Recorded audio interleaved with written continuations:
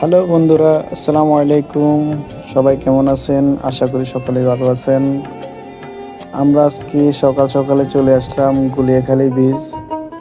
এখানে আসার কোনো প্ল্যান ছিল না, ট্যুর ছিল না। আমরা আমাদের গ্রামের বাড়ি লাকসাম থেকে আমরা চট্টগ্রাম কর্মস্থলের উদ্দেশ্যে রওনা দিই। তখন আমরা আস্তে আস্তে সীতাকুণ্ডের কাছে এসে আমরা ৪ জন একত্রিত হই। সবাই ঘুরার একটা চিন্তাভাবনা আসে। সেজন্য সাদাত কাকা নিজ থেকে উদ্যোগ নিয়ে বলতেছে যে আমরা গুলিয়াখালী বীচ যাব। তারপরে আমরা গুলিয়াখালী বীচ যাই।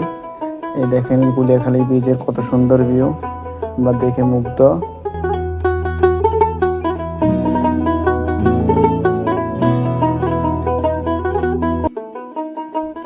তখন আবার আমার বীচের পানিতে মুখ পরিষ্কার করার একটু ইচ্ছে হলো, তো মুখে একটু পানি দিলাম, দিয়ে দেখি পানিগুলো অনেক লবণাক্ত।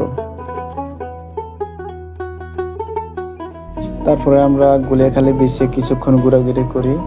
তারপর কিছুক্ষণ পরে আমরা আবার ব্যাক করে চট্টগ্রামের উদ্দেশ্যে চট্টগ্রাম এসে আমাদের অফিস করতে হবে, সেজন্য আমরা তাড়াতাড়ি চলে আসতে হয়েছে।